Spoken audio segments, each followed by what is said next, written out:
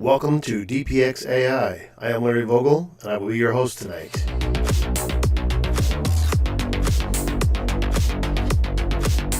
Let's get started. So welcome to the September 28th meeting. So we do this on the last Thursday every month. I do another DPX meeting on the second Thursday, which is just a regular kind of a critique night, not specific to AI stuff. But, you know, it's interesting now that AI has, I was going to say crept in, but really just fell into Photoshop. Even now, it's like for the regular DPX meeting, I mean, a lot of people are going to be still using generative fill to do retouching and stuff with. So, but for this meeting, we kind of like to look into sort of all the angles that are available for artificial intelligence, not only just Photoshop, but also including other sort of outside of Photoshop programs like Dolly and I'll draw a blank on all of them now. But anyhow, all the hundreds of them that are out there. I've been using Midjourney for all of my stuff. I kind of played around with a lot of them in the beginning and then started listening to a lot of people that were doing AI stuff, and it was interesting that almost everybody would say this app is pretty good. It's almost as good as Midjourney, and so it kind of seemed like everybody compared all the other apps to Midjourney. So I thought, well, I'm going to start there. It's not that difficult, really. You could drop into just about any of them and kind of get a handle on it pretty quickly. I'm going to talk a little bit because I know Greg has been doing a lot of Midjourney stuff, and we'll talk a little bit about the prompting difference between if you're going to use a prompt inside of Photoshop versus the prompting that we use inside of Midjourney. Midjourney is probably the one that has, I would say, if I want to use the word complex, or I don't want to say complicated, but the most complex kind of language that there's a lot of things inside Midjourney that, like, they call parameters and things like that you can use to increase the odds of getting better results. And so we'll talk a little bit about that because I know Greg sent in an image, and he actually did a screenshot or a JPEG that shows his prompt that he used, and that kind of prompted me to think about, pun intended, prompted me to think about the idea of sort of the things that you can use inside Midjourney to make your chances a little greater at getting results. So also, I mean, maybe I'll just throw it out there. If whoever wants to, let's do it by with the no. So how many people? Or I'm going to go with the yes. How many people are doing any AI stuff outside of Photoshop? Since everybody doesn't have their camera on, I can't see them say yes. But Craig. I'm doing word-based AI stuff, so this is my first photo-based AI stuff. All right. I'm a newbie. All right. Because I always wonder, if we spend so much time, I guess the thing is we could become salespeople for the other AI stuff if everybody sees, what else is available. Now, and Midjourney is a subscription-based program, just like Photoshop is, and sort of at its base level, it is $10 a month. Are they still at $10? I know, like, for some of them, there's Kaz has a thumbs up. Yeah, no, he's using the outside sources too. But anyhow, and then there's lots of free ones available too. I don't use Photoshop. Oh, you're not using the Photoshop. So he's the exact opposite. No Photoshop, only outside AI. No Photoshop. Yep. And then also, of course, associated with Photoshop is the, there goes Kaz into his voting booth to participate. He's got a private sound booth called a car. I'm doing honeydews. And I have the boss here making sure that I do them. So I'll be just listening. All right, good enough. So there are a lot of free ones out there. In addition to, like, for Photoshop, Adobe, as most people know, has Firefly. And as far as I know, I mean, I don't look into it that often, but Firefly is still in beta testing. Is that right, Greg? Do you know? I do not. I have not. I don't know Firefly. I don't have any idea what that has different than Photoshop? And I've been using Photoshop Beta for all of my stuff, but I heard that Photoshop has now integrated it into the Yeah. main program, but I don't know what the differences are. None. It's just that you don't have to have the beta version anymore. So Okay. everything's there now. Yeah, for some reason, I still think that Firefly is still in the beta version, but yeah, everything else that's was in the beta version of Photoshop is now inside the current upgrade, which the current upgrade is going to be the 2024. Let's see, let me get out of here. Let me see what I have in Photoshop here. It was a bit of a rigmarole to get Firefly onto the new Photoshop 2024, and you had to like sign an agreement. There rules and Really? regulations. Yeah, Oh, I didn't remember having to do that. it didn't show up just naturally. So if you It's go so- in, if you're into Look it up. Photoshop, you can go into the help menu and you can go to the About Photoshop, and it will tell you which version you're in. So 25.0 is the most recent one, and then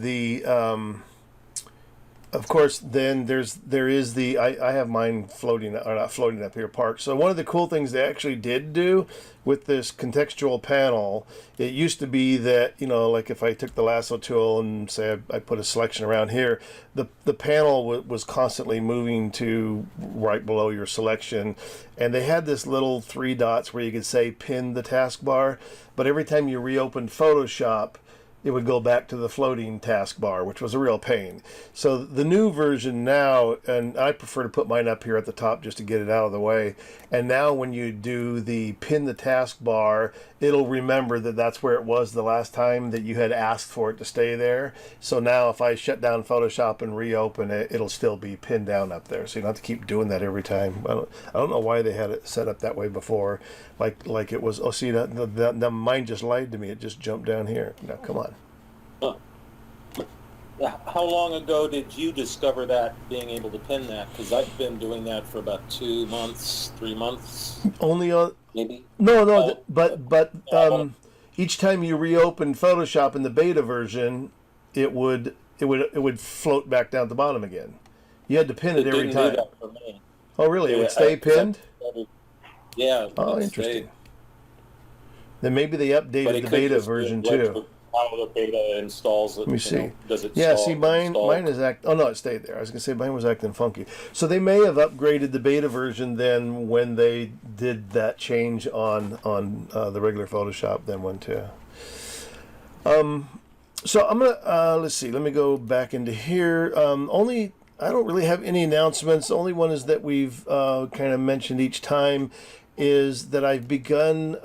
We've always recorded the DPX meetings and the DPX-AI. I used to upload them to my upload service, and then when I would send everybody a link and you had to download the video to watch it.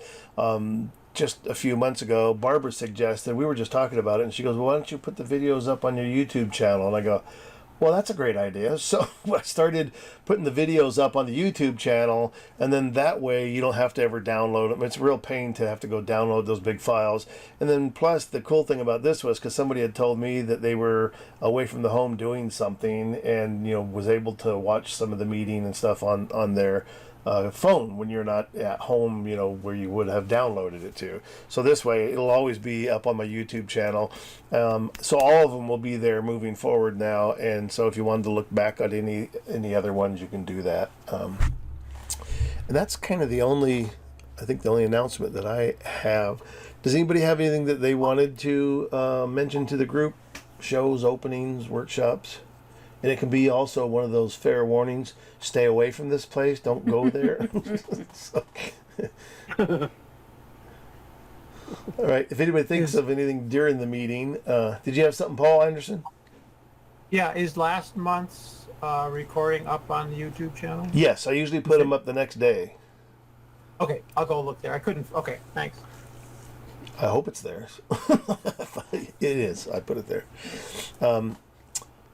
All right. So if anybody thinks of anything that's going on, any shows or openings that, or other, photo AI, whatever related stuff, go ahead and just shout it out. If you're muted, you got to remember to unmute yourself if you want to make a comment as we're flying through here. I thought I would start off with a little bit of a demo. I actually was going to do something different in terms of a demo, but this came up. I mean, this has come up since the beginning, and that is the limitations of resolution. And even with the newest version inside Photoshop, it's still the same. Now, I did hear somebody say that, the 1024 square pixel dimension is sort of the default or maximum pixel dimension you can get. And somebody said recently that the new upgraded one was 2,000 pixels. So I don't know. That's what I read online when I looked it up. So if you wanted to, you could change the thought process to 2,000 pixels. It's not that much different than 1024, but I'm going to show you using the 1024 setup. One of the problems is, say like on this image here, if I pull up my, it's 3,472 pixels by 3,452, and I've already extended the canvas down because I was playing with this earlier today, and I actually already have it opened in Photoshop. And so typically, if you're going to work with that, like in this case, extending the canvas, this is a lot bigger than the 1024 pixels. And if I just selected this whole banner area here, and a bunch of ways of doing that, but a lot of times what I would do is just maybe use the magic wand to select the empty pixels, and then extend the selection out if I wanted it to cover the other part of the area. In this case, what I would do is just grab the marquee tool and select just above the line and say, okay, so I want to actually fill this space. Now you can use the crop tool, and you can change the crop tool over so that you're going to, up here at the top, you can change this over to Generative Expand, and it will automatically fill that space. But the problem there is, again, you're working with a space much larger than the 1024 pixels. And when you fill this entire space all at one time, and I'll show you, we'll just do it. So if I hit this space here now, I'll come up to the panel on the generative. Yeah, I don't need to, I don't want to expand. Why is it now doing this to me? I want to go, I need to get out the crop tool. Okay, so I can get back to my marquee tool. Okay, so I'm gonna fill that space, generative fill. I'm not gonna put in a prompt. I'm just gonna let it look at the rest of my image. I'm gonna hit generate, and every time you do this, you're gonna get 3 variations on it. The interesting thing now is they've started putting tips down here that you can read while you're waiting for this to happen. So they're trying to appeal to our impatience to go, while you're waiting, you can actually read some tips over here. So there's some interesting tips that come up that could be interesting ideas that you could use or add to your workflow. So once that gets done, you'll see there's one of them there, and if I look through, I can either cycle through on the properties panel. So that's the first version, that's the second version, and that's the third version. You can also cycle through up here on the where we added the prompt, 2 of 3, 1 of 3.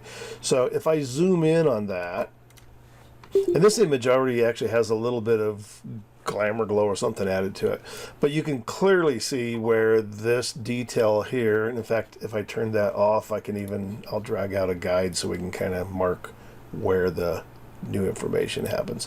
And so if you look above and below that line, the detail down here is nowhere near what it is in the space up here. So in this case, your resolution would be suffering because we're working with a larger file. So and I'm just going to toss that out. If anybody has any questions along the way, I have a tendency to go fast on some of this stuff. So the other sort of workaround on this is on the marquee tool. Up here at the top where the styles are, it defaults to normal, but if you open that up, you can go down to the fixed size, and you can type in the 1024, or if you want to upgrade it to the 2000 pixels, supposedly. So you can set it up so that this will be 1024 by 1024, And let me zoom back out just a bit. And if I just click anywhere, I'm going to get a 1024 selection, right? So it turns out my image is much wider than the 1024, but this top to bottom on the vertical side is not quite as big.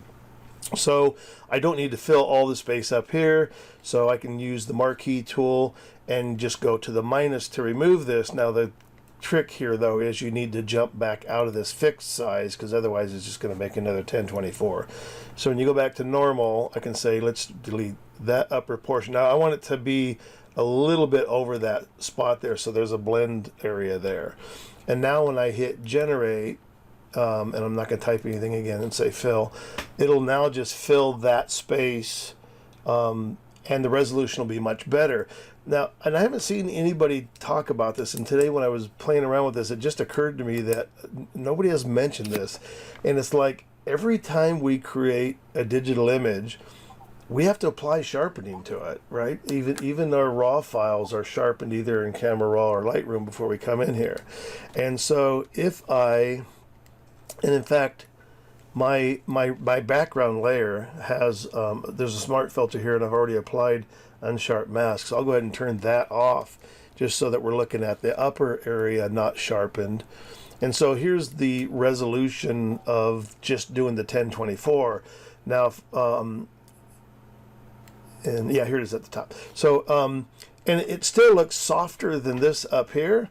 But the other thing you can do, and let's just say if I cycled through the three files here, I can pick the one that I like the best.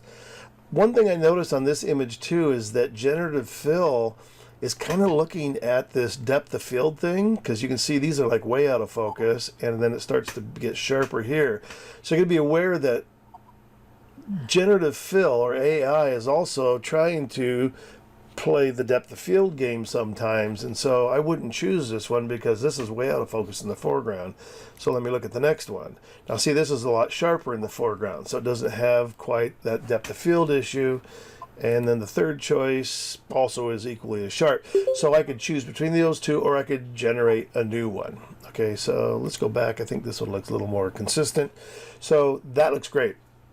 So once I've decided, okay, I like this one, then, and I don't need these other possibles that are up here, I'm going to go ahead and rasterize the layer. And the reason why is because these three variations that you're given on the first run through, they are recognized kind of like a smart object. The little symbol in the corner tells you that this is a generative fill layer.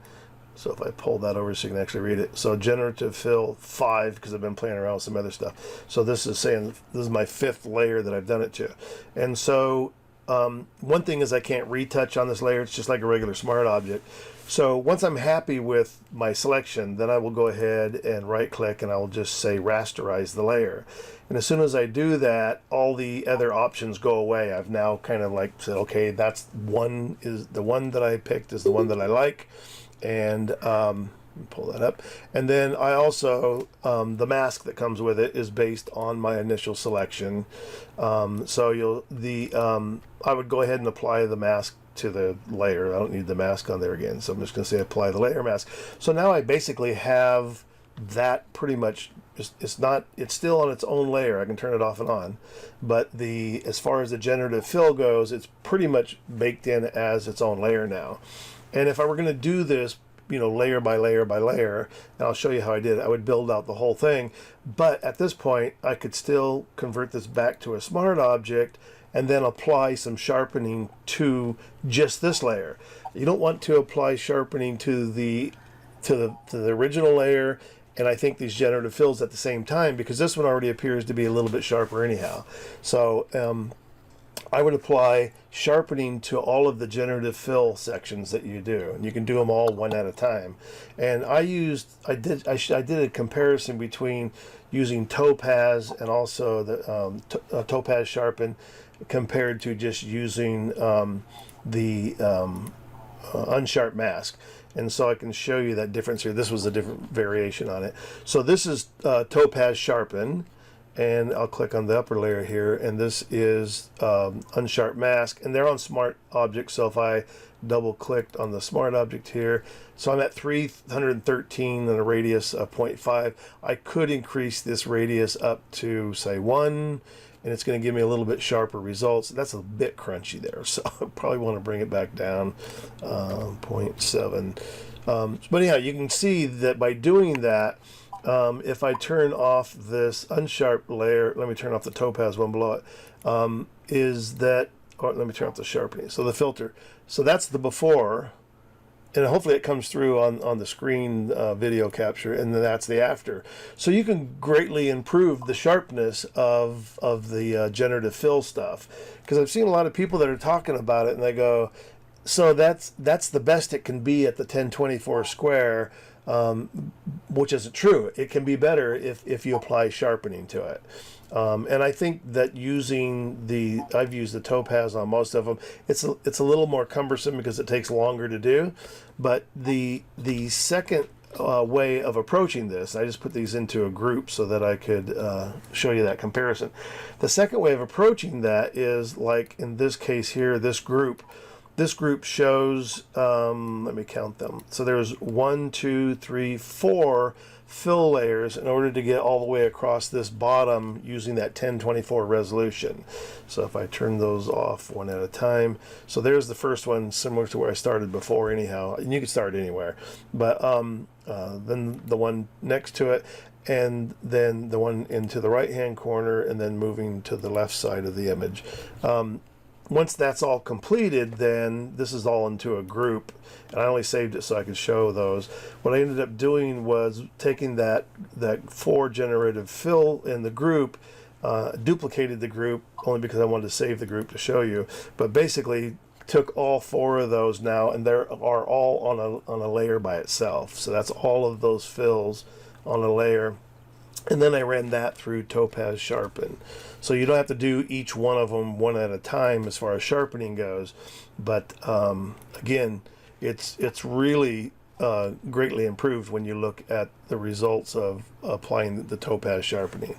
So, and I do think that it's better to sharpen them separately because they need a different amount of sharpening. So if I go back down now, and I used unsharp mask on the original overall image because I'm trying to get those to be about the same sharpness at that point. And now they blend much better than if you've done no sharpening at all. All right, so that's kind of, I think, the one way to improve the results of the generative fill, even when you're doing it in those small bites on a full-size image, rather than taking it as it is. Go ahead and do as many as you need to do to get it, and then sharpen all of those together, and you'll end up with a much sharper fill at the bottom, or the expanding. But you definitely, if you do the whole thing like I showed you the first time, if you just select that whole empty space down there and do generative fill, that it's really soft, and you're not going to be able to even use a sharpening that's going to get it to a point where you would see where it would feel at least as sharp as the original layer above it. All right, any questions about this technique? I have a comment. Yeah. There's a lot of times what I'll do is I'll select that whole area and then just do a full fill in there. It'll be low resolution, and then go in and clean up areas that are obviously off, and usually do it if I'm gonna, before doing sharpening on the main part of it, I figure out my composition first in all my additions.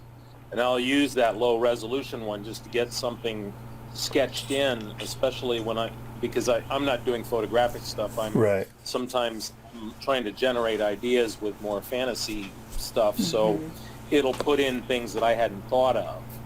And those are usable accidents. So it's a little different than trying to make a photograph work. But figuring out your composition first before you start doing any post-processing like sharpening gives you a better chance of applying a more seamless effect to it all, and then being able to gradate the effect as you want it to have the foreground stuff the sharpest, and receding into the blurriness in the distance.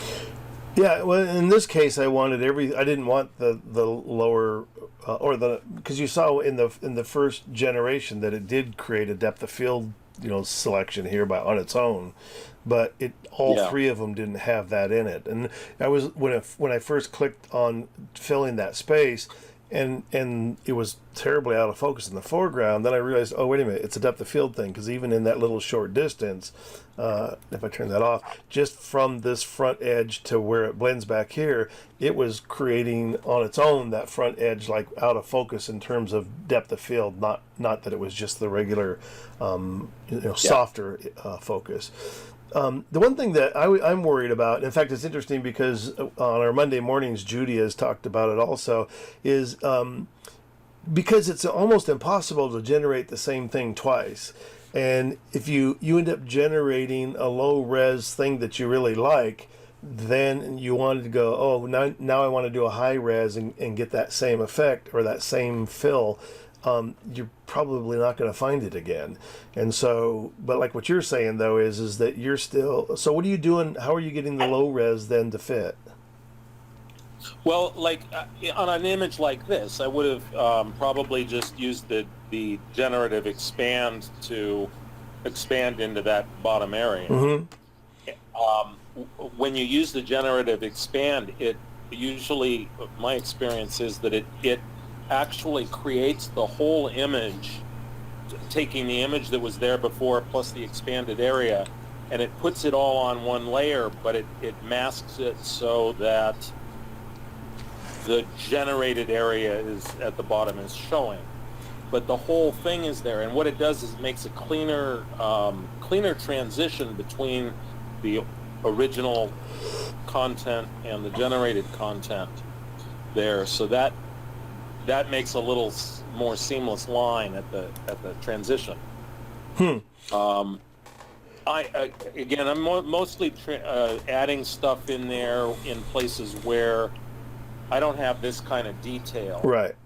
And then I'll go in and because sometimes I'm dealing with like abstract textures and things like that, and there it's really great to go in and have a low resolution version and then start generating higher and higher resolution, more detail, and cloning things in roughly to try to get a particular texture, and then using the generative fill to make it feel more complete and higher resolution. Right. So let me see if it'll actually sense. do this in the reverse since I've already expanded it. No, I would need to start over so I had a way to expand it. Okay, yeah. I mean, it's and this is kind of exactly the same thing as, there's 100 ways to do anything in Photoshop, and the AI information is really no different, really. The other thing I was going to bring up too was, and I think we mentioned it last time, that Tony Kuiper has created a free TK GenFill panel, and it basically kind of really takes the place of this whole expanded, I always lose the name of the panel here, of the contextual taskbar, because everything you need is on here, but he's also built into here, and I'm not going to go through this whole thing today, because I think we did it last time, but the different percentages, that idea of using the quick mask mode and then using a percentage of the quick mask mode, so that like if you're going to do the painting, I haven't seen like a huge big difference of using this for individual things, but you can. And one of the cool things that he did here was you can use a brush instead of the lasso tool, and what it will do is it actually will paint. So let's say if I wanted to put a bird on top of here, I could paint an area where I want, and this would be just in place of doing the lasso tool or a marquee tool. And at this point, I could, by default, and this is the way it works, even if you just make a lasso selection and then do generative fill, it's doing it at 100%. But in this case, you can lower the opacity. So let's say I drop it down to this 55% level, and then I want to, let's say I left something in here already. So now I've typed in Redbird, and I can hit generate. And what it will do then is it automatically in the background does that quick mask fill and then drops the fill down to 55%. And so it's using more of your image to sort of dictate how this bird blends with with the overall image. And it also here, which was really cool, the old one didn't do this, but it actually puts in here 55% red bird, so you know that's what you used on this fill here. So if I wanted to go back and try a different percentage, I would end up with another layer that would say 30% on the red bird fill. And so the thinking behind this is that as you change from the regular default 100% and you start lowering the opacity of where you're brushing things in, then you get a different result. In fact, it doesn't do that. You get a different result than if you let it do it at 100%. And it's true, especially if you're going to do that, convert to an oil painting or convert to a watercolor. Like I showed before, if you're at 100%, you just type in oil paint, you're just going to get blobs of paint. It's not going to be related to your image at all. But as you start dropping down from 100% down into the lower regions, then the oil painting will more closely resemble the original image that you started with. And so that's kind of the idea. And I thought it was funny, recently I saw, like I said, when you do a generative fill now, let's just do one here. So when you do this, and I'll use the regular Photoshop version if I just said bird here. It was funny, if I didn't put in a specific bird, I was getting seagulls in the middle of Ohio, so it didn't look quite right. But so I put in red bird, and I started getting these a cardinal. So anyhow, bird, and then when I hit generate, like I said, you start getting these little tips here that you can check out. You can move a generative layer and regenerate it in a new position. So anyhow, one of the things that popped up was try using a selection and quick mask at lower opacities. And so they now have that in here as a suggested tip for doing generative fill. So interesting, I didn't even say flying bird, but the birds are all now flying through the scene too. So yeah.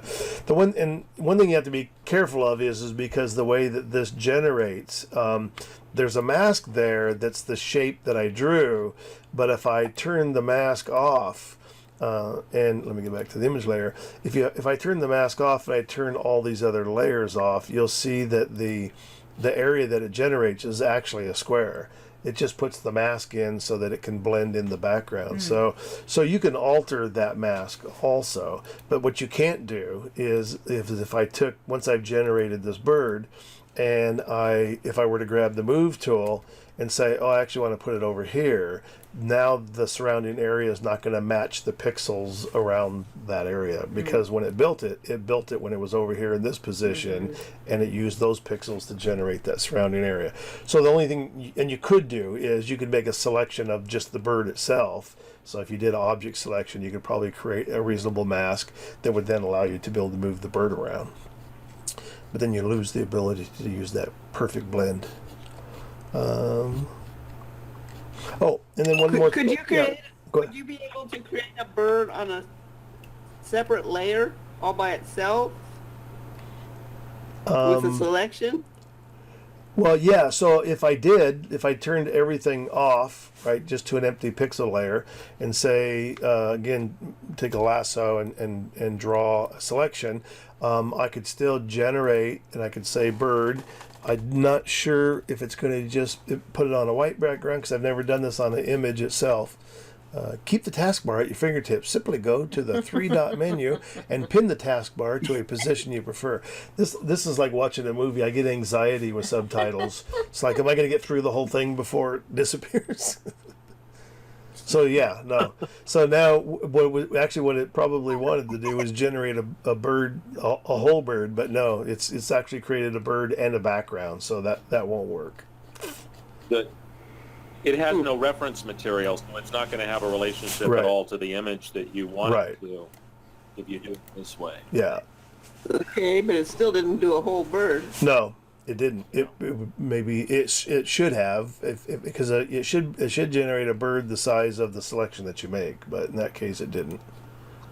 But those are great. I mean, those are great questions, and these are, again, like I've mentioned all along, is the great thing about this. As more and more people use this, and people start going, "Oh, I did this, I tried that, look what happened." And for me, that's kind of really a lot of what I'm hoping that this AI DPX thing is all about.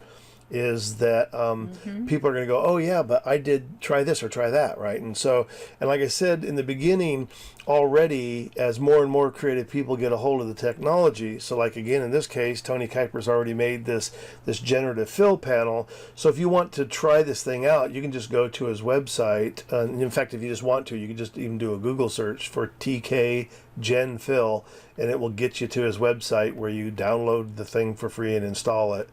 To try it out, and in addition to that, there's some information that comes along with it about how to use it and all that stuff too. So it's not just you're not just on your own to figure out how to make the thing work. So, but it's some really cool stuff. And then I found out today. So Unmesh, that does a lot of videos, he has this Piximperfect compositing panel. And this is a freebie version of it, but he did an upgrade to this panel. He has a high-res Gen Fill. I don't agree with the way this works, because I'll just show you.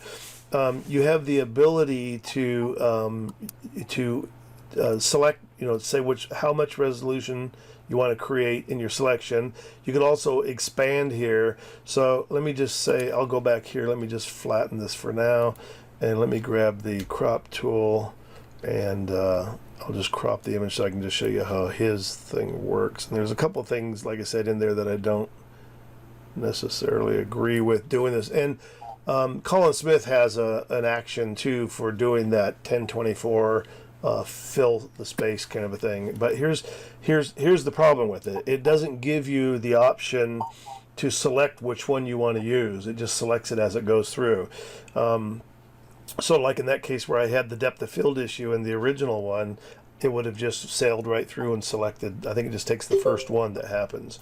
So if I say I want to expand the canvas on the bottom, and I'm going to expand it by, let's go with 1,000 pixels.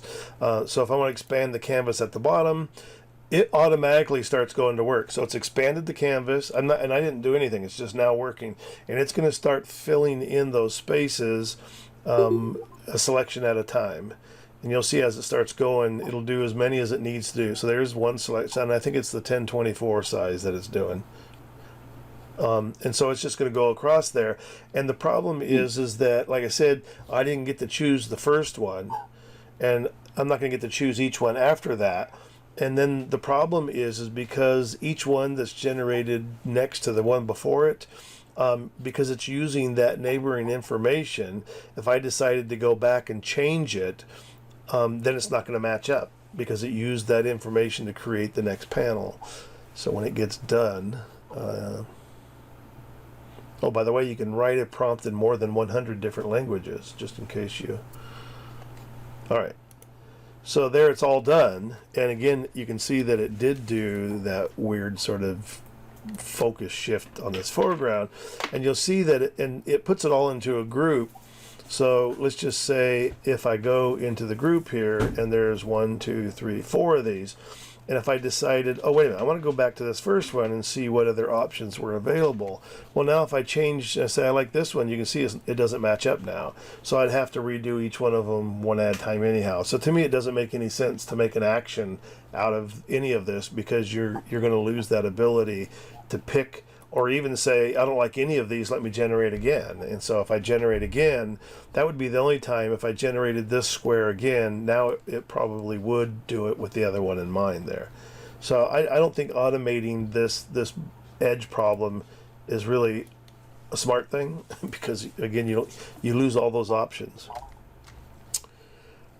All right. Any questions before I close this one?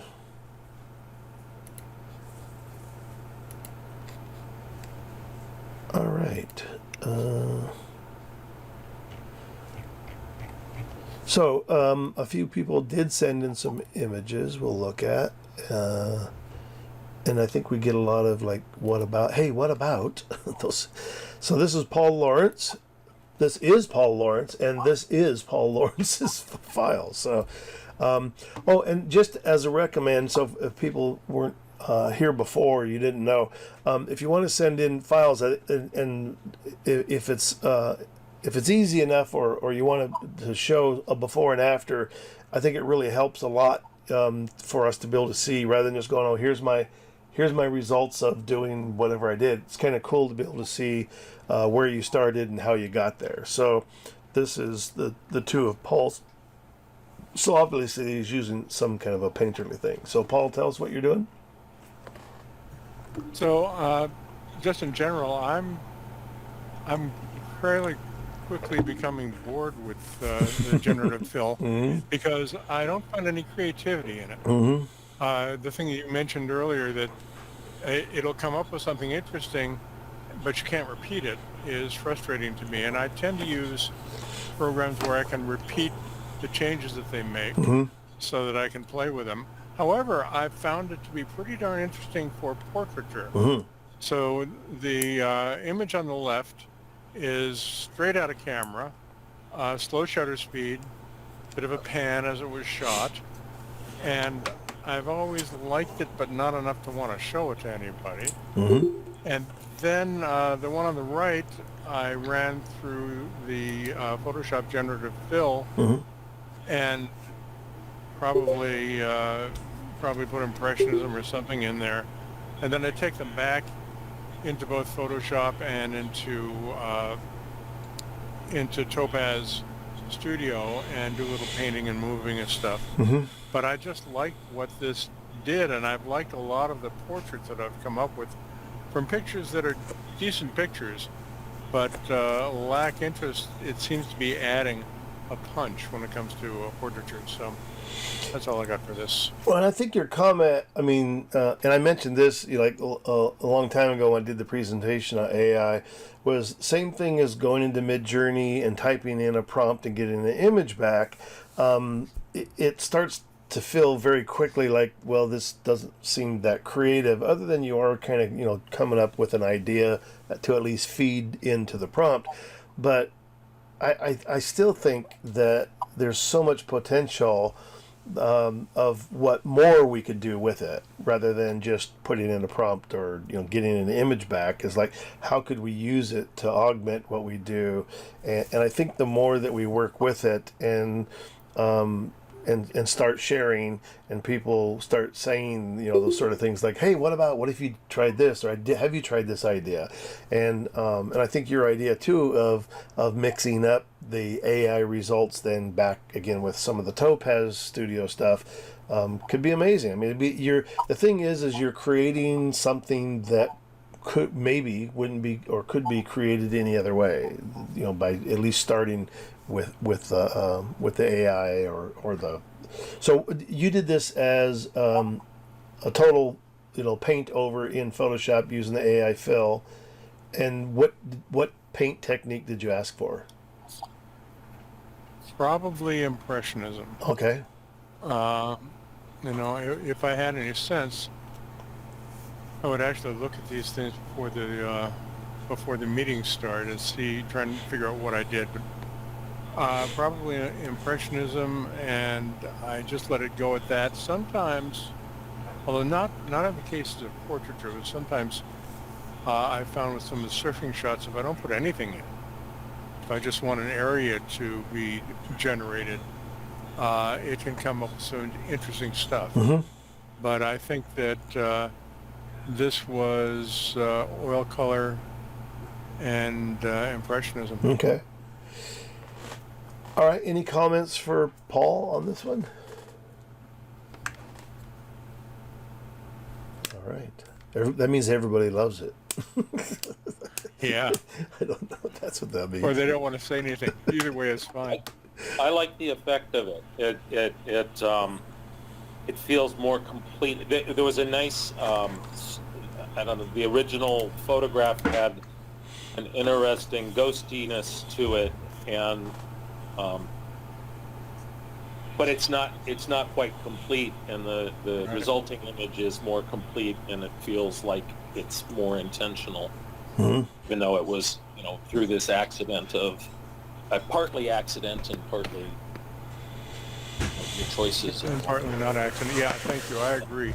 It looks much better Yeah. in the AI generated product. It's also And the interesting looseness. as photographers, working with a photographic medium.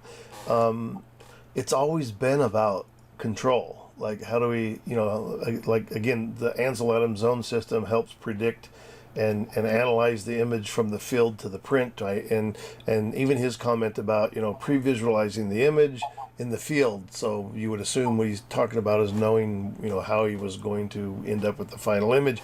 And sometimes in other mediums, the accidental mark, the accidental thing becomes a lot more important, and it's sort of that sort of Zen philosophy about creation, that sometimes the accidental mark will be way more interesting than the intentional mark.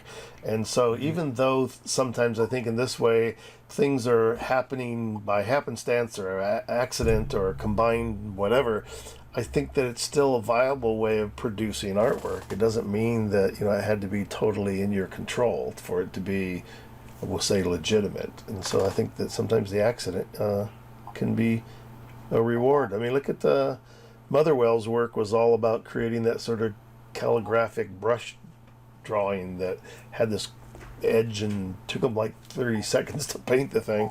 But it was all about sort of that energy and the accident and the painting mark. All right, and then your next one. That I just was going to say. Yeah. That, Dan. I don't usually go in the field pre-visualizing. Yeah. I'm usually more reacting, something like that. I can't really. I can figure out that there's going to be a race car there in the corner, but Right. may not be exactly where I want to put it. But the notion is here of describing a picture might get me more into that mode. Doing real photos. That makes sense. I'm going to go to Yosemite and shoot from this angle or whatever, Right. and try and get this in the picture and basically get a mock-up of what I'm trying to do. Yeah. And use it more in the field than necessarily the final result. Yeah, and it's definitely, again, it's like it's two different ways of working. I think even Paul's regular work, there's still a lot left to chance here in camera movement, and a lot of times he uses overexposure to blow things out, and not knowing exactly how it's going to look until you do it. And so I think that Paul sort of has, to start with, a little bit of that welcoming atmosphere of the accident can be a good thing. Paul is an accident. I think also I see the photography, because of the filmmaking background. I see the photography as coming in the middle of the process and not more toward the end, the way it did with slides. This is something which I then get to edit afterwards. This image is interesting to me because if you take everything that I said earlier about not liking its creativity and all the bad things I say, and apply them to this image, it just shows that whatever I said was just bullshit. I took the fence out in this one, on the original one on the left. Yeah. And I think that there are a couple of layers here, and I brushed out the Ferrari so it didn't get too carried away. But for me, it's created what everybody thinks they're doing and wants to be doing when they're driving one of these cars, which is just bombing through the countryside, not on a racetrack, not with all these fences. And the other thing that was fascinating to me is in the foreground of the one that was generated on the right are what are generally referred to as marbles. And there are a few marbles on the left, but there are a whole bunch of them on the right. Marbles is the grain comes off the tires as they race around. And if the car gets on them, they act like marbles, and the car has a tendency to go driving off in its own direction rather than the way you're trying to steer it. Wow. But I was fascinated by the fact that all those marbles were created, and that it really, I mean, what would I want to do on a Sunday afternoon but be in an art Ferrari just charging through the backwoods in Northern California?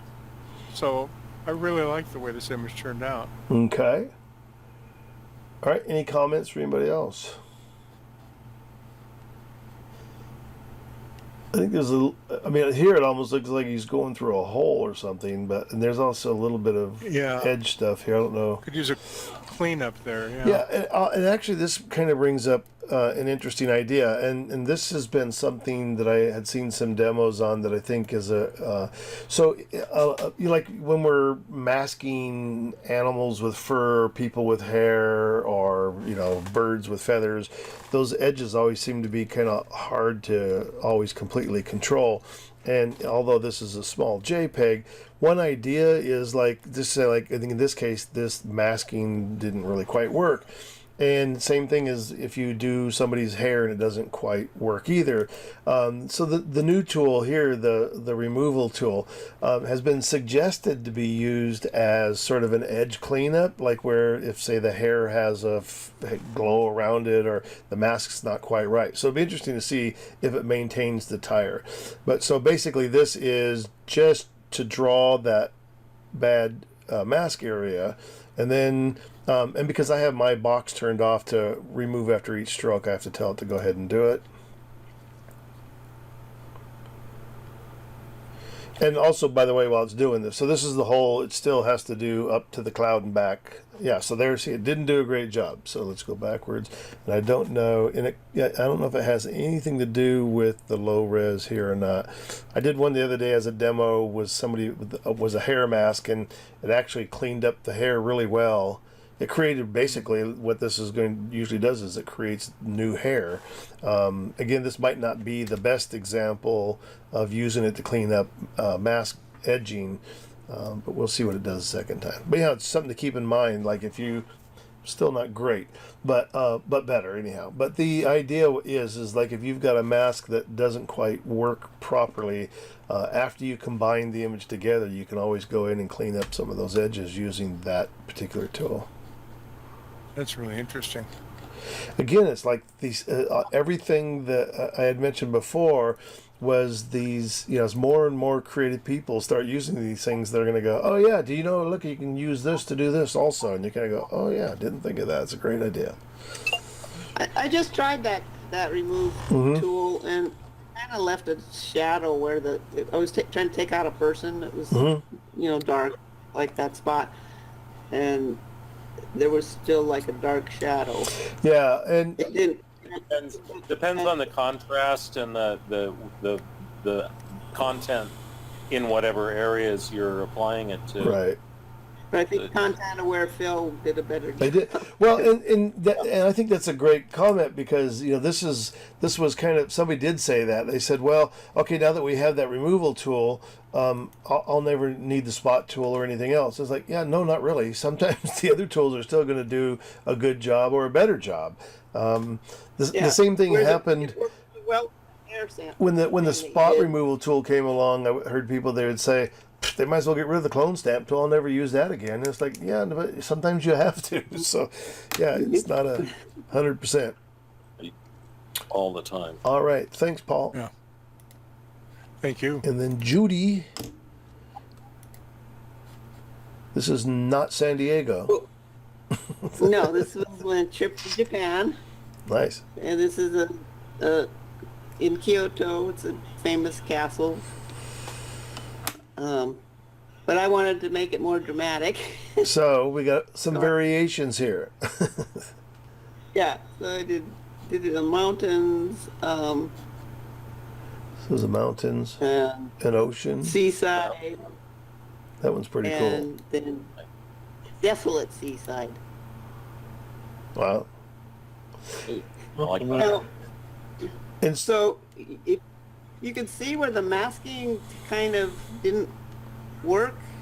I had to go in and clone some stuff out on the left side of the wall and on the right side where it kind of grabbed some buildings or something. Yeah. So my question was, so the first time I outlined this thing, I thought you were supposed to go like inside, but that actually just took off the roof. So then I did a different selection that was kind of left some of the sky. You know, it was a real basic selection, but it had some of the sky in it. And then Well, so it seems like just above you also you extended the canvas. I mean, obviously because it's wider. yeah. So what was your first but step here? So my selection was the building, Mm-hmm. the two towers. Mm-hmm. But it was a loose selection. I didn't, you know, it wasn't a tight in every nook and cranny. It was just like around the edge, real rough, leaving sky, and then close. And then I didn't go close enough to the wall, you know, below the skyline. Mm-hmm. Like this edge here, you can see. Yeah, I purposely cut it before that fence at the bottom, Mm-hmm. so that it would blend more. But I thought it was pretty creative how it, you know, built up that whole mountain, whole tower at the bottom. And then what was, because we're looking at a JPEG now, but so what was your when you did the expand? Did you just do it all at one time? Well, I rezzed the whole thing down Okay. to the 1024. Mhm. You can see that's how, and I named it in the JPEG. You can see it says 1024. Oh yeah. So I my original file, rezzed it down. So then I just, you know, expanded the canvas. Mm-hmm. And I just said Japan mountains or something. Okay. So I'm trying to think here. So in terms of the workflow, starting from here,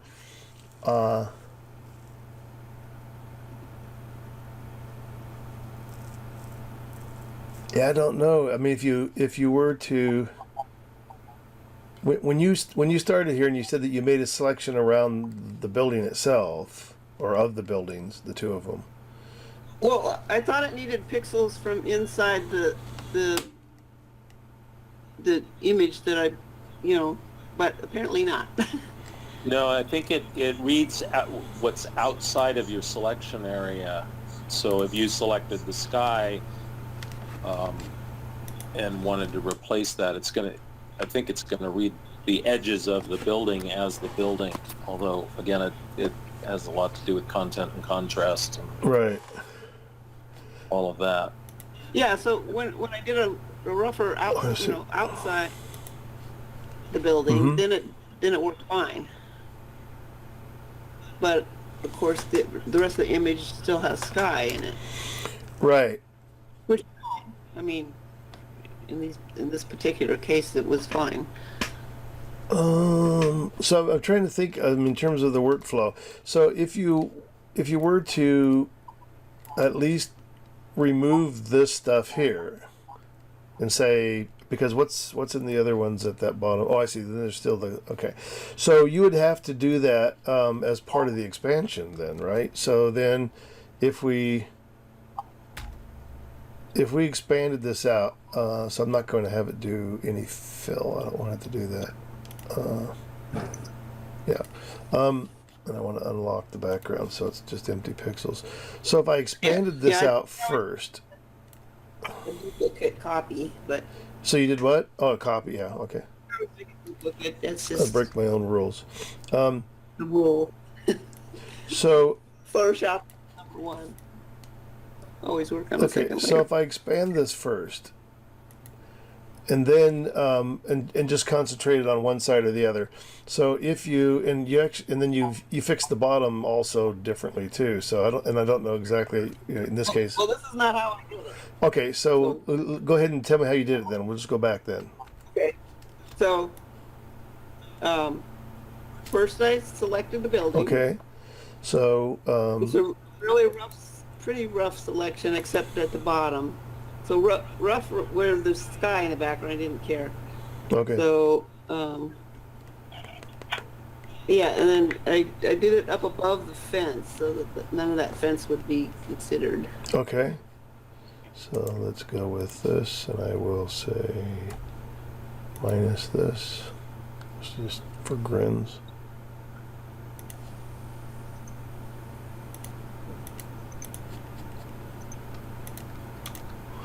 All right. Yeah. And And then mhm. expanded the canvas. Or maybe I saved the selection for future reference. I don't know. Oh, no, so then I selected the, wait, what did I do? Selected the opposite, the inverse, I guess. Right. Well, that's what I was wondering if you did it, because you want to make a new background, right? Yeah. So you Yeah. could do it that way again. So, but you'd want to expand it also still. So let me go here. So, and that is, in fact, that's interesting. They do in one of the techniques. They do talk about this. Let me get rid of the mask again, or let me. But not as a mask. Right. I didn't make a mask. So if you invert the selection, right? Yeah. So And then drag out the crop. all right, and then, but while you have a selection going. I don't know. Okay, I don't but this would be the way, like if you wanted to keep the building but just replace the background. So now you could go to generative fill and replace the background this way, and you could say, mountains. Yeah, but I expanded the canvas first. Oh, okay. Before I sit in the mountain prompt. I want to see how this works. I want to say sky and mountains of Japan, and let's see what it does. Because my thought was, if you created the expansion first, or I mean the background replacement, then expanded it. I don't know. I mean, it's the same idea as there's 50 ways to do all of this, and I'd want to go around the whole thing. There you go. So now we have a new building over here instead of. But here's. Right. I want to create buildings on the side. Right. So anyhow, you have to. I would if I don't, because if you don't remember exactly what you did, because I would think that if you expanded it first, then it's going to create more of this. Right? Right. No. No, I did it all at once. You did. Yeah. Generative expand. Yeah, but now I don't have a selection anymore. So that's why I can't see how you could do it all at once. Yeah, because if you have a selection, when you expand it, it's going to deselect the Right. selection and select that it's going to crop the whole image. Okay, so maybe I saved the selection and loaded it after I expanded the canvas. All right. It's just as easy to make the selection after you expand it, but same result. That would be. That's what I was thinking also. So well, and I'll just do that since we already have it. It was just we'll say building,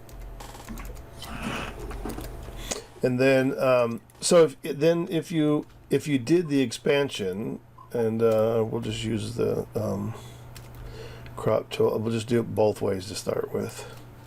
Just let it do the whole thing. So that would be my thought would be, in this case, if you expanded it,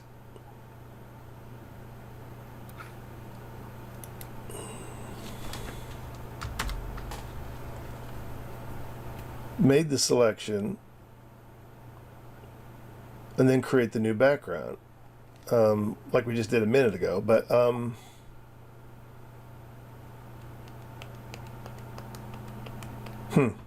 Well, so now you load your selection and click inverse, right. and then, yeah, that's probably how I did it. I'm trying to find it.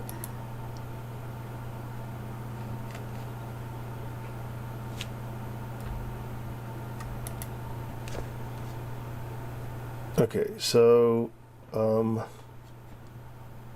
think it's inversed right now. And then what? And then now did a fill? Yeah. So then maybe what I need to do is add to the selection now out here. Oh. I know I didn't do Oh. that. Well, so now we have everything selected but the building. Add the sides later. Say that again, Greg? You could add the sides later. You could generate that after you've generated the stuff next to the building. Just another way to go at it, because then you're generating lower resolution Right. or higher Well, and 24 pixel areas around the building, getting your detail down, and then using that to build out from there.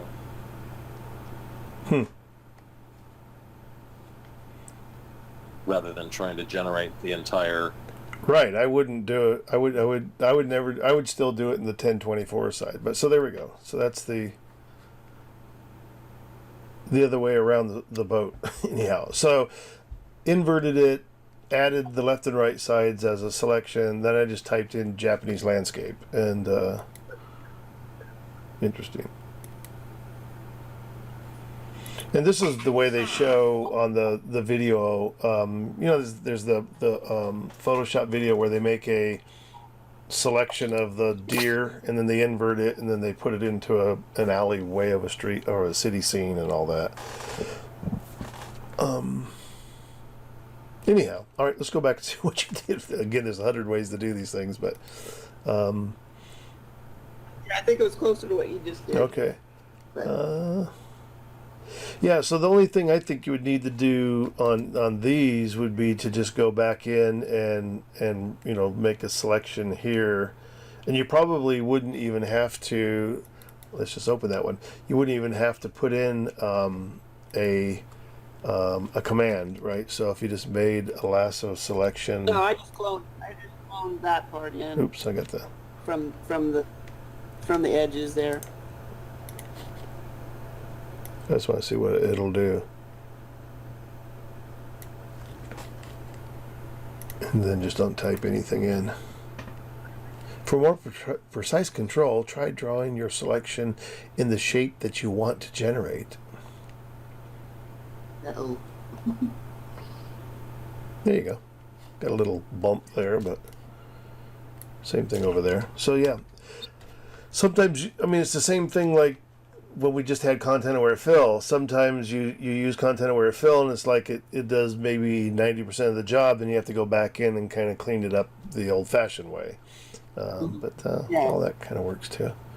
So So which one did you like the much. best of the The last one, the desolate seaside? whatever. Yeah. Yeah. Now it has some weird. So blow that one up. Yeah, I there's did have to some go in and. there's some edge. I noticed that on the foreground here. There's a weird The foreground looks break right here. straight. That break, yeah. So I kind of just messed with that to break it up a little bit. Mhm. Took out that white rock or whatever the heck that is. Mm-hmm. Yeah, yeah, it it did some creates weird some things weird- over here too. Yeah.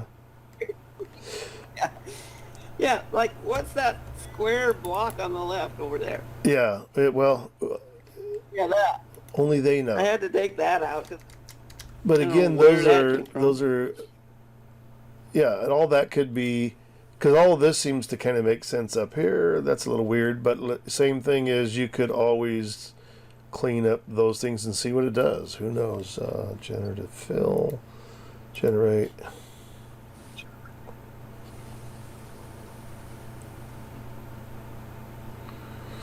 I mean, this whole generative fill thing is like the ultimate, you know, retouching tool. Because if you wanted to try to make up this information somehow, there you go. I mean, it's soft focus because of the size. Oh, yeah. that's But better. that fixed it real I easily, just right? actually- There's still a weird one here. So again, it's like you could just keep fixing those things this way, and but you would definitely want to have the higher resolution.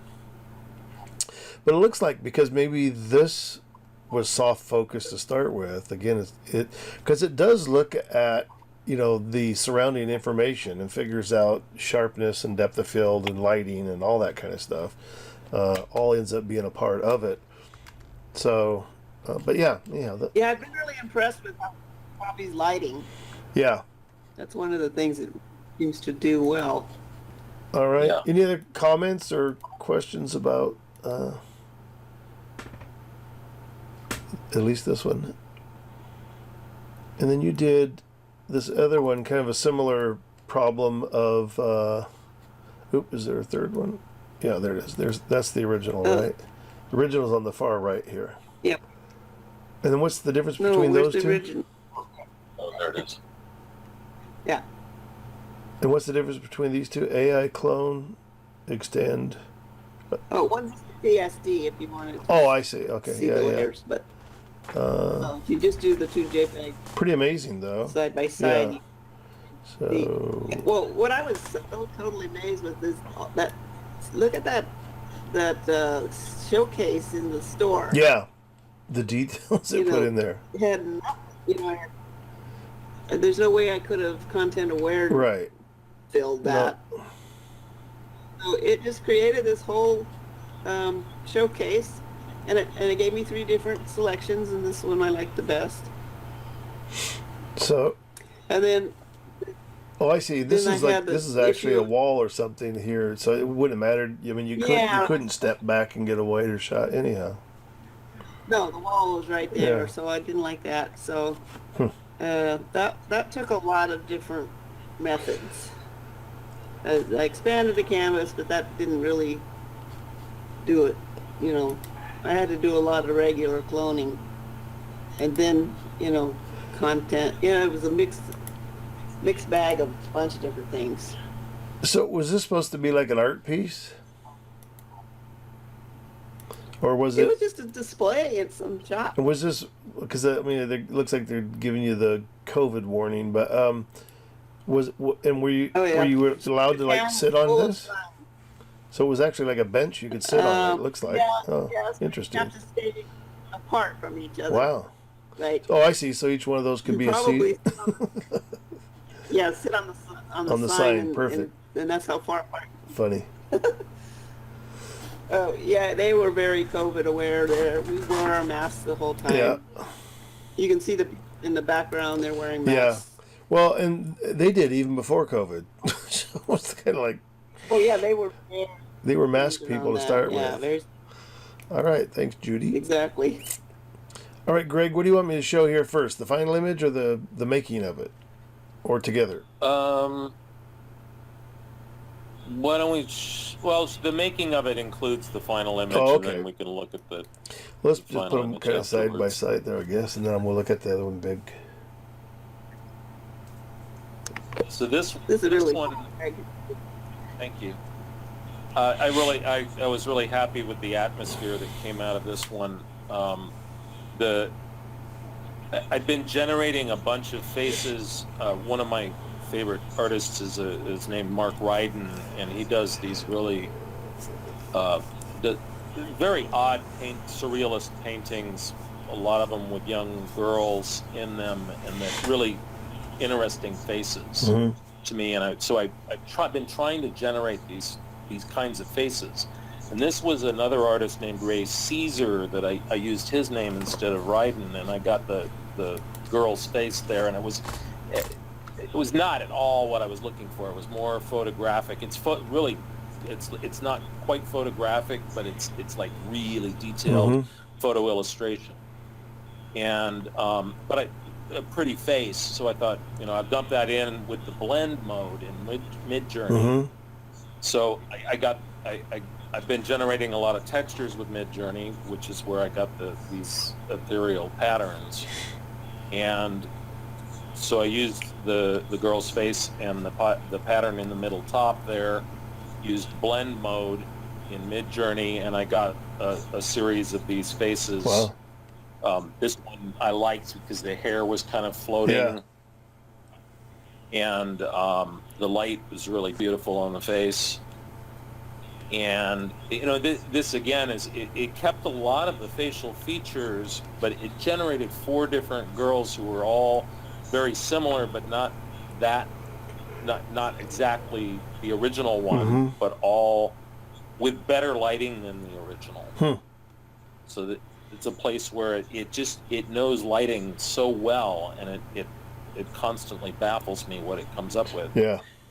And then I put that into Photoshop and expanded the area using the generative expand, and it did some really bizarre things with the body, and this probably took 100 different Wow. selections of grabbing different areas Uh-huh. and correcting them in order to get the body, and the hand was up more like at her breast area, and it was going off at a really bizarre angle, and it looked terrible. So I ended up separating the arm and the hand and repainting the hand, and still needs a lot of work. I'm not quite happy with it, but I like the direction and the composition of it. And the bubbles were generated with the generative fill. So there were 3 bubbles generated with that, but they had the background behind them, so I isolated them and then put them on their own layers, and then I can change opacity and lighting on them. Yeah. Very cool. So when you say you use blending mode, are you in Midjourney? Are you making a selection, like just where the bubbles are, or around her head, or no? It doesn't work that way. Midjourney has a command that you can blend up to 5 photos. So you type /blend, and then it gives you a menu for uploading photos, and you start with the one that you want to be most prominent. And I'm not sure how it weights all these things. Yeah. Because it's. But you're not actually making a selection at all. No, not in this blend mode. It's just you're blending 2 photos, and it's doing all of the calculation. Doing it. Okay. Yeah. So, And then when you go ahead, Greg. when you can remix those images with prompts, but you can't put a prompt in at this point. You can't put a prompt in with the blend thing. Yeah, this is the menu. So you click on the image and upload the first image that you want as the prominent thing, and sometimes it takes the style of something, and it sometimes it takes the content. Sometimes it throws everything out. It's really hard to predict what's going to happen, which is part of the fun. Yeah. Well, again, back to that accidental thing, right? And sometimes things happen and you're discouraged, or sometimes things happen and you go, oh, wow, I didn't think I was going to do that, but that's amazing. It kind of almost gives you a cue where, like, oh, I'm going to jump off now. I'm going to take that and kind of go in a completely different direction. And to me, that's part of the fun of the, the working together, because it feels like you're working with another person as you're doing things like this, and things will pop up, and then ultimately, like I say, or like Greg said, you end up taking it into Photoshop, and then you can start adding, again, like copying bubbles and masking them and moving them around and playing with blend modes and all that kind of stuff. So it definitely becomes, when you kind of like what Paul Lawrence was saying earlier, sometimes just making it into a painting starts to feel like not so creative, but then as you start thinking about more of a collaborative thing where, okay, I'm using partially the AI to do certain things like this, blending things together. I also, and I haven't done it enough, I've done it with some other images, but one of my thoughts too was to start taking some of my own photographs, and because I know, Greg, I think you said that you had done some of your own images with the blending images together. Have you?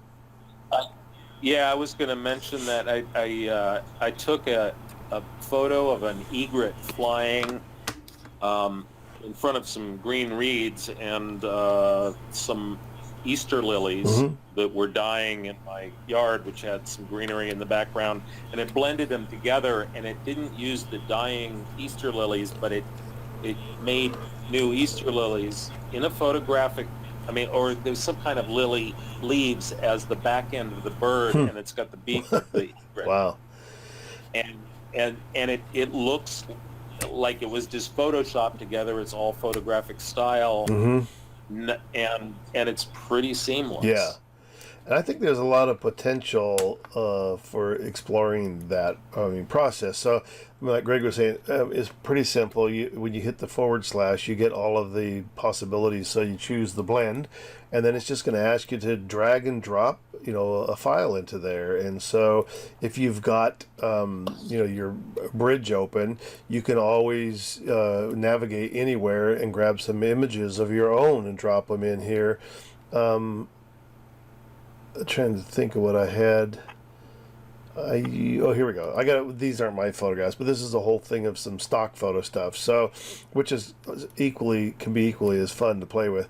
But which by the way, I got an email the other day from CanStock. They've been around forever. They're going out of business, and so some of this is the results of what's happening with AI. That some of the stock photo stuff probably will end up suffering from this, but that's the nature of the problem.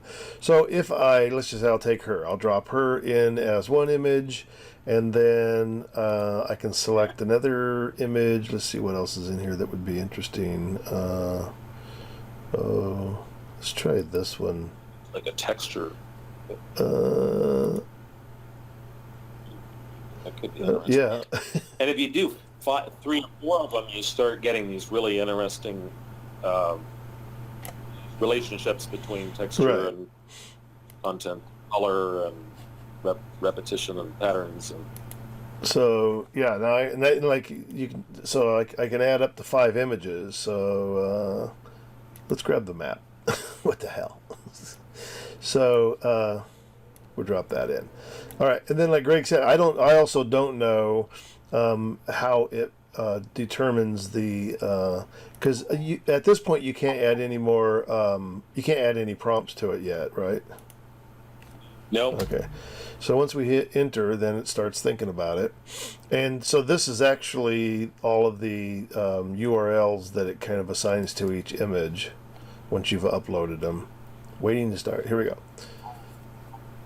And so this was, I think, an interesting idea for me that like I said, I haven't explored it very much, but for me, it's like this, again, thinking about all of the negative language that comes with using, AI machines to create images, and we're just stealing from other people.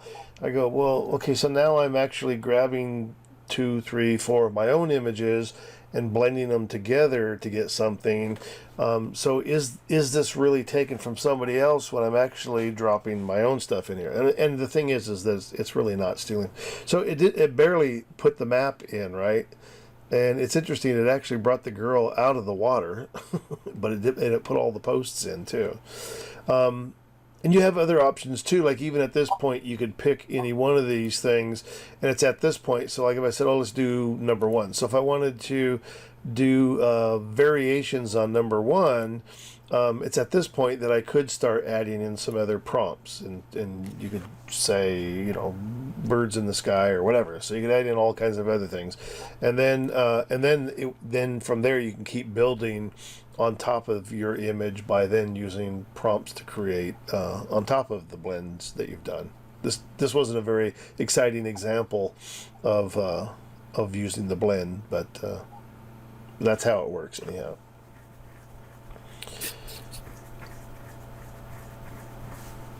I mean, here you've got a case where the most contrasty image, Right. the most dominant image is the poles. That ends up imposing itself over a lot of the rest So of it doesn't show they all kind of disappear once you blend them. Yeah. Wow, that's a weird one. Let me see if we blow it up more. The number 2 image here. The head is like disproportionate to the body. That's odd too. Anyhow, yeah, the possibility, of taking your own images and starting to blend them together. And I love, again, to me, that sort of play back on the idea that, it's a machine and it's not very creative. And I go, I don't know. I've seen some pretty creative shit come together with this process of working with the AI.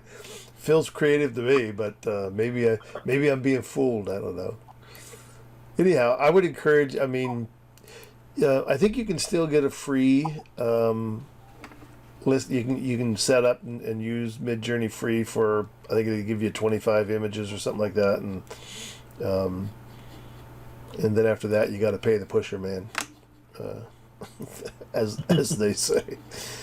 Yeah, I was planning on only subscribing for a month. Yeah, And exactly. it's now at month 9. Yeah. All right, let me get back in the grid Okay. here. So there's the, let's blow that up. So there's the full version. Yeah, the other one. So you already added some light to the hand because it looked like on the group one. Yeah. Yeah, it looked really flat there where the hand was. Yeah. No, I think that's actually the same Oh, it image, is. but I'm still working on the hand Okay. and adding. I want to get that the luminosity that's on her face Yeah. and on her sleeve, and so it's helpful to have those as separate layers now. Yeah. Yeah, I love the colors that came up in the bubbles. That iridescent kind of rainbowy. Yeah.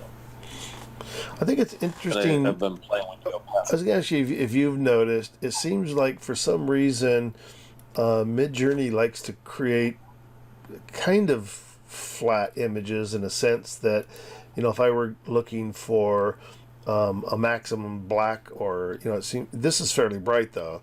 And this actually, it was weird. Back in Bridge, it felt like a little bit flatter here. Maybe it's the, it's in sRGB, so it shouldn't matter too much. But it seemed like a lot of stuff that I've done, it's always works out better taking it into Photoshop and then adjusting the contrast because they always seem a bit flat to me. But I just wonder if you. Yeah, and when I looked at this next to the original image, it there's some things in it that are a little flat to me, and when I see it here inside of GoToMeeting, it's definitely much lighter in the darks, in the shadows. This feels like it's actually pretty close to a maximum black, anyhow. And I don't know that you necessarily want something to be pure white in this case on the face, but so this one's actually not too bad. No. by comparison.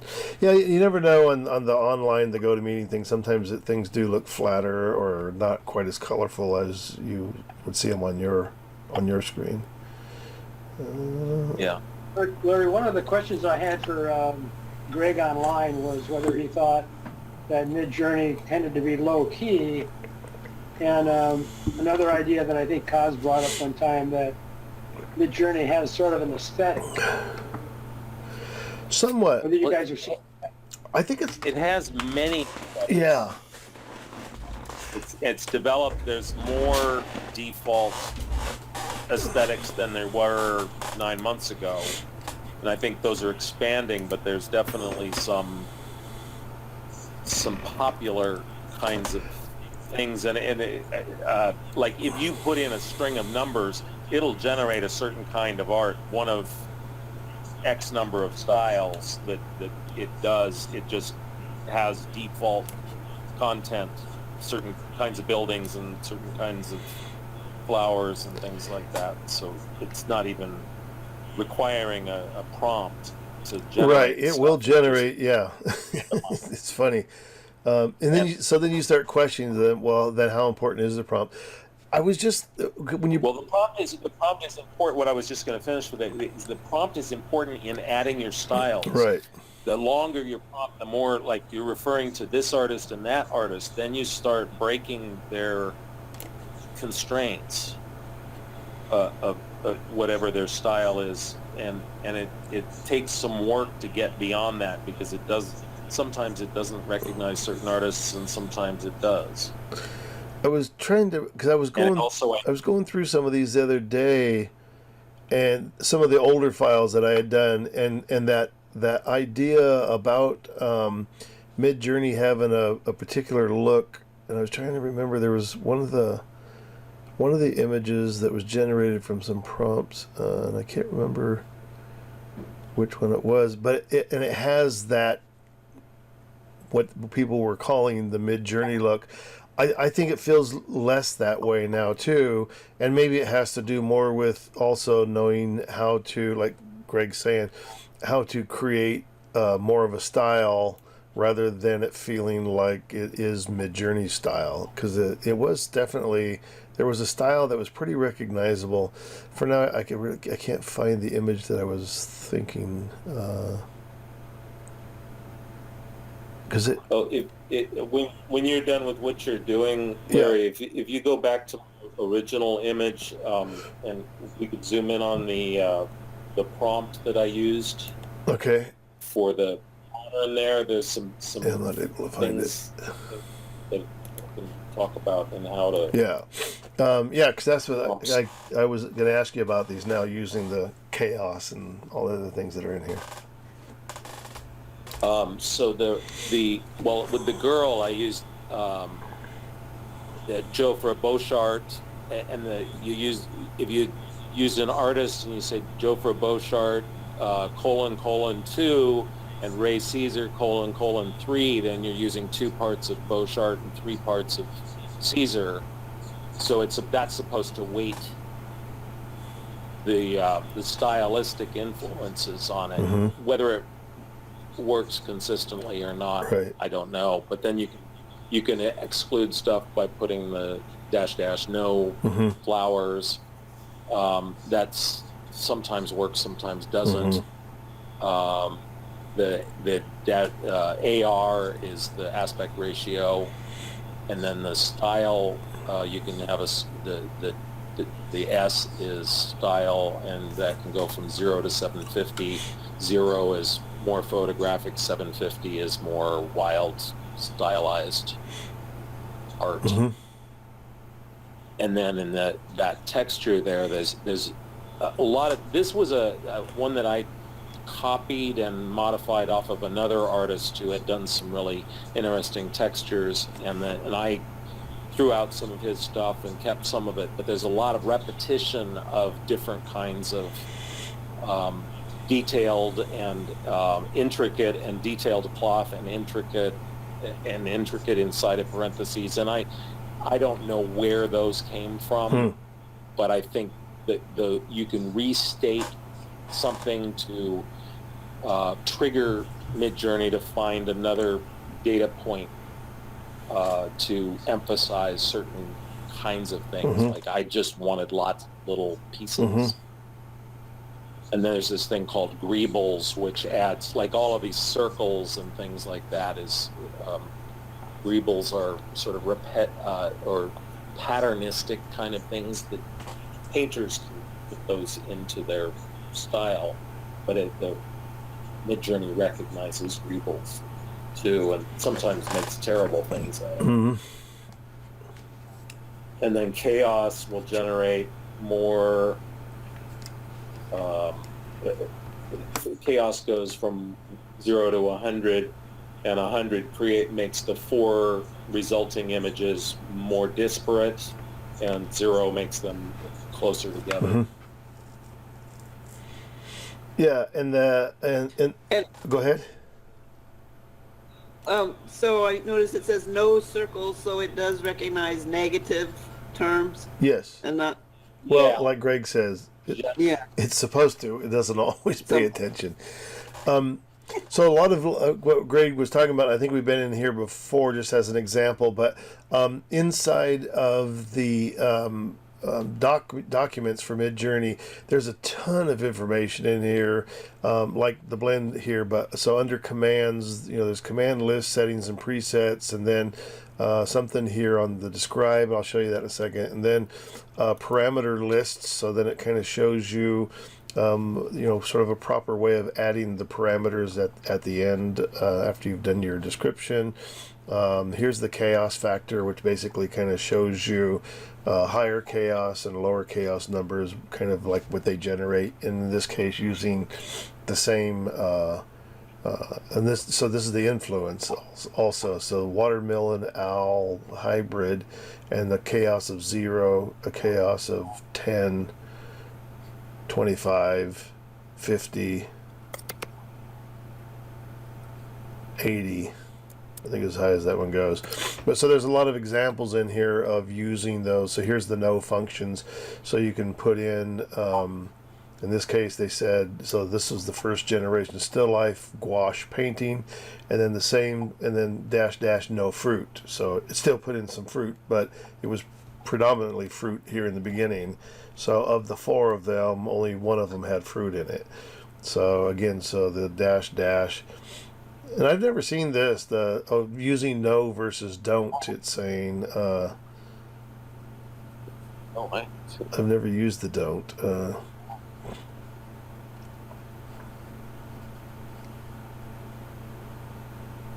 It doesn't work with don't. Yeah, so it's more saying specific to no. Yeah.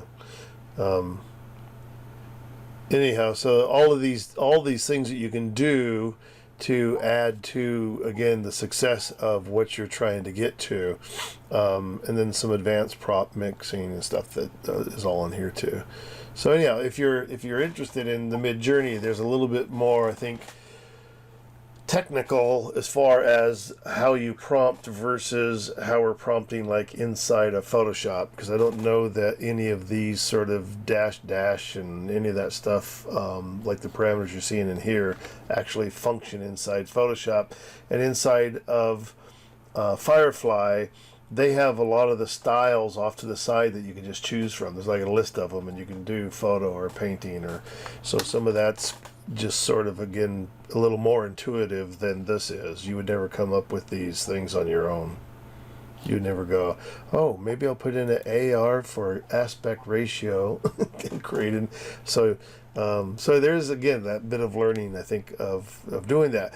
Now, the one thing, and I showed this on Monday morning, so I do have something in here that we did play with. An idea was with Judy's image. So we had brought in her this image here of the woman with the purple splash, and if I'm remembering this right, Judy, the background was all generated inside Photoshop by adding she and the purple fabric are part of your real photo, and then the background splash was added in Photoshop. Yeah, this was the one that I made the mistake of not resing it down first.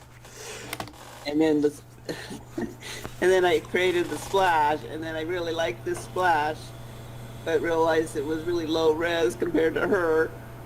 So it was quite a process. Resing down, combining the two, resing back up. Yeah. Gigapixels. Yeah. And that's a great reminder too. Is that idea of starting with with the 1024 size image, doing all of the prompting, to get the fill the edges and all that kind of stuff, and then using gigapixel to res it back up, because you can get back up 6 times using gigapixel. And Greg, did you say you were doing some things where you were resing up in stages? Yeah, I think unless you're really trying to stylize something, that's not necessarily a good idea. Yeah. Like if you're using a lot of sharpening in it and you want to try to make it look more like a drawing. Oh, okay. But I think it does go higher than I've gone to 8. Okay. X with gigapixel. I think you might be able to even go higher if you handle 24,000 pixel. Mm-hmm. So the point of this one... Well, I was pretty happy. Oh, go ahead. Topaz did, so... Yeah. When Topaz did the final compressing of the two together, and then I did more stuff on, denoise or something, and which kind of helped blend her and the splash. Mm-hmm. So the point on this one was to use the describe, which basically does the same thing. It puts up a placeholder, and you can drop an image in there. So when we dropped in Judy's image, or any image that comes in, it will give you 4 descriptions. So it's kind of a backwards function inside Midjourney. Instead of putting in a prompt and getting in an image, you can put in an image and get 4 versions of the prompt. And this is a great way to kind of learn the language of the artificial intelligence. And this was a weird one. It's like on number 1, it says, a young woman floating in purple water splashes in the style of mixed media works flowing draperies. I think that's kind of looking at those. And this Wimble Bilder. Somebody looked it up. Heidi looked it up. And she said that the definition was kind of like a Where's Waldo idea, where things are hidden. So maybe that it saw her kind of hidden in all of this stuff. So anyhow, that's a weird word that I would never have even guessed that Midjourney Who would knew know. we would be getting a vocabulary Yes. lesson from this?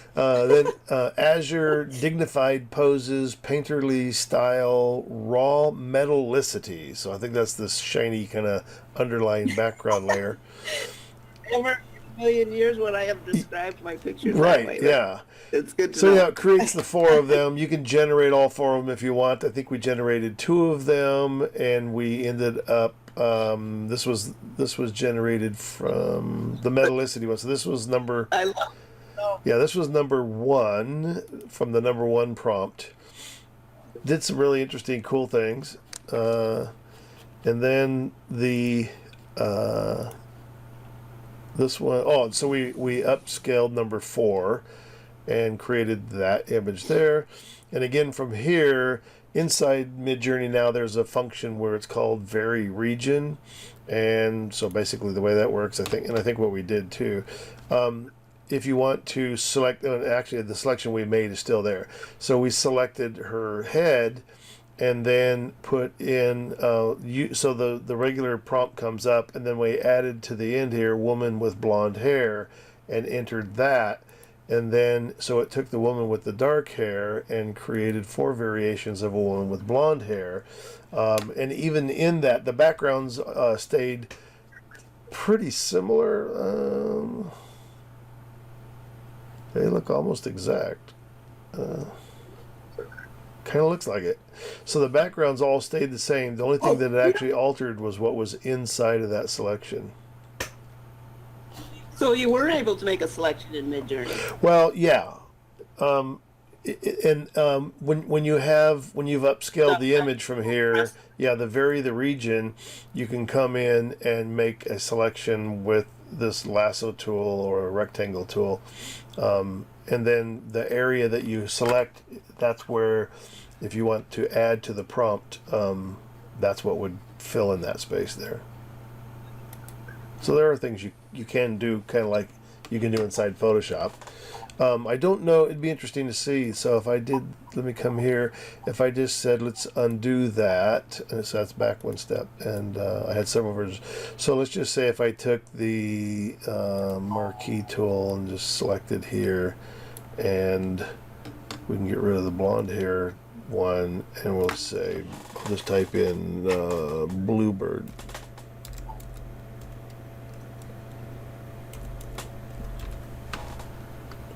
And go, and we'll see what it does. So anyhow, the other ones, and then this was from, I think, the other variation. Oh no, what did we do here? Trying to remember body aerial view, because this one gave more of that really wet look to the fabric and everything. I forget what we did to this one. It doesn't say. Oh, I know what it was. Did we pick a different? Yeah, it was the other prompt. It was number 2. Image of a woman with purple moving through splashes in the style of dreamscape portraiture, slump draped acrobatic self-portraits, photorealistic compositions, Florentine Renaissance, body art aerial view. So again, learning that language, aerial view. So it recognized that this was a looking down on there. So if you wanted to write your own prompts and you wanted to get that aerial view look, that would be a prompt that you could use to make sure that it understands that. So this is what it generated from the number 2, and then we upscaled the 4th version of it. Very cool background stuff. I love this. And that's the blonde-haired one that we changed. So where's the one I just did with the bird? No. Did you do it? Yeah, it's going to be all the way at the bottom. Bluebird. And didn't get a bluebird anywhere. So there you go. Maybe I didn't do it. Maybe I didn't do it correctly. But anyhow, those are sort of the things about using the describe. I think it's a really cool feature to be able to figure out that language of Midjourney. All right. Anything else you want to say, Greg, about these? I don't think so. Yeah, this was really helpful to be able to see what you used for your prompts in there. Yeah, that's so cool.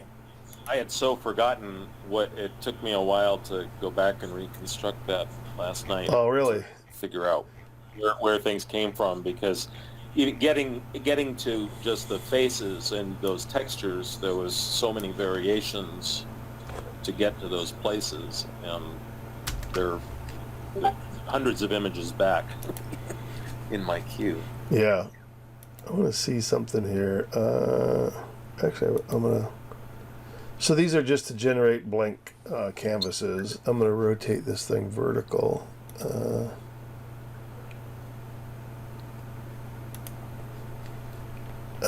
Control A. I'm gonna paste in that prompt that I just copied from Midjourney.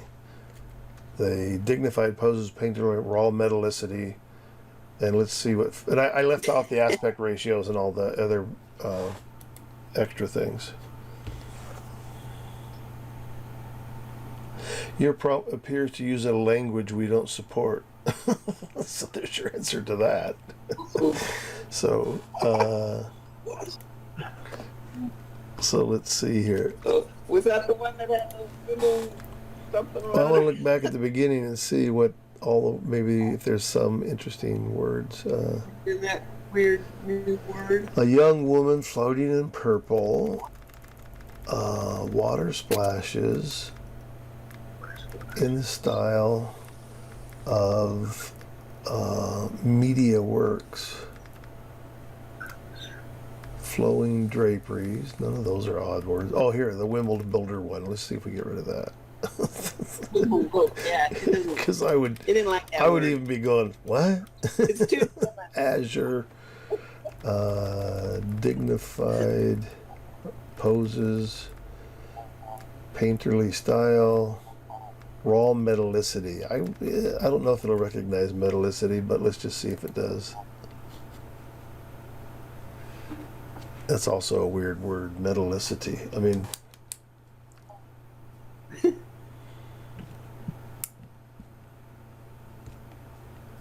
Oh, and I did look at the PSD on the Oh, castle, and that what I did was, I'm surprised you're not banned. this isn't even as close to cool as the Midjourney images were. Interesting. Okay, that was interesting. But again, the face is not so great on these, but definitely not as good as the Midjourney one.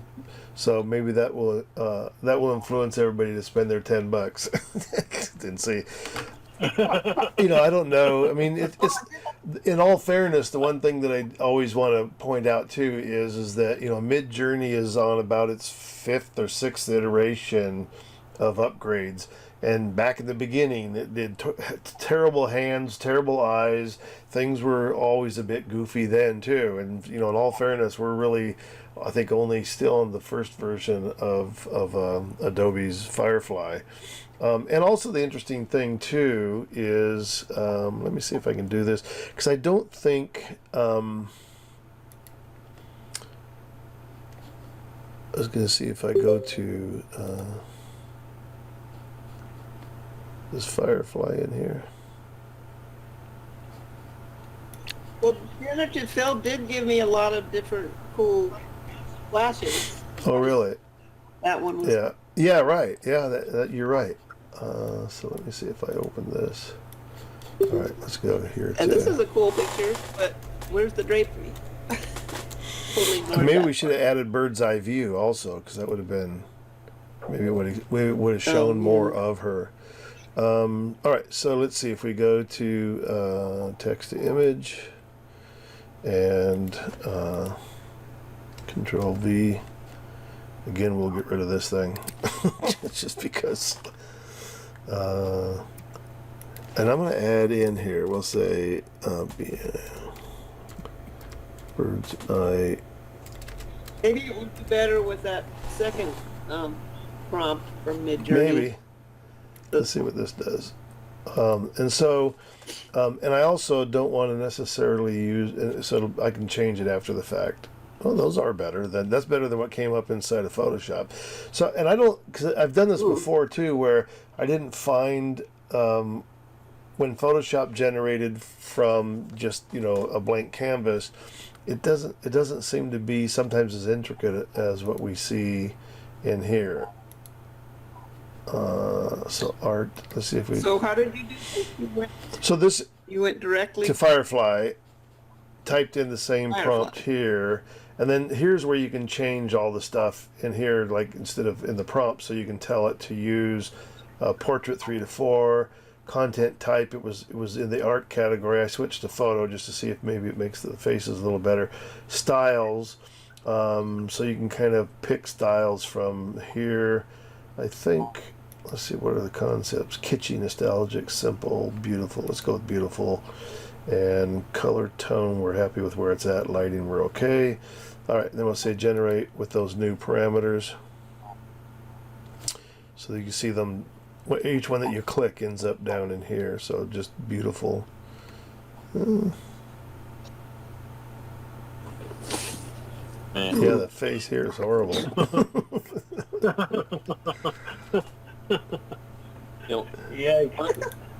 One of the things that I've noticed with this stuff is that the Photoshop, the Adobe stuff has a pretty limited library of sources, and it's all photography from their stock photo library and some other things, and they had some illustrative stuff in there, but you can't really reference artists and get their style from my experience. Well, in fact, if you put in the other day we tried one, you put in an artist style and you get that prompt warning telling you that you're not supposed to do that. Not recognized for right. Yeah, it's so these are copyright infringement. These are equally as crappy. So yeah, kind of what Judy just said is that her image that generated those really cool splashes all came out of Photoshop, which actually those look better than what's happening inside the Firefly thing right now. So who knows? Yeah, this stuff. This is all Midjourney here. Yeah. Amazing. You can really tell the difference. Right. There's a question that I've had in my head about what is it that influences things within any of these applications, but specifically within Midjourney. How does it read the content, and how much does that weigh into what the results are? What is it easiest to find within itself based on what you're putting in? Yeah. The metadata, I wonder when you're blending things, if it's reading metadata or it's reading the content of the image, or both. And then previous prompts have a huge influence in Midjourney. I know you said that before. I don't know if Adobe's learning from me, or if Adobe's, like, you have the option of commenting on these results. Yeah. And that goes into Adobe's database to help them better design the prompts, but does it affect my choices or not? If I say this is a poor result, this is a good result, does that help me get better results in the future? And I don't know that because I haven't spent the time with many of those things to fill this out. Yeah, so like here's the report by, if I push on the selection here, if I say poor results, then this comes up, and so I could say, they want you to rate your result, and I would use this result for my project. Strongly disagree. The result matched my text prompt.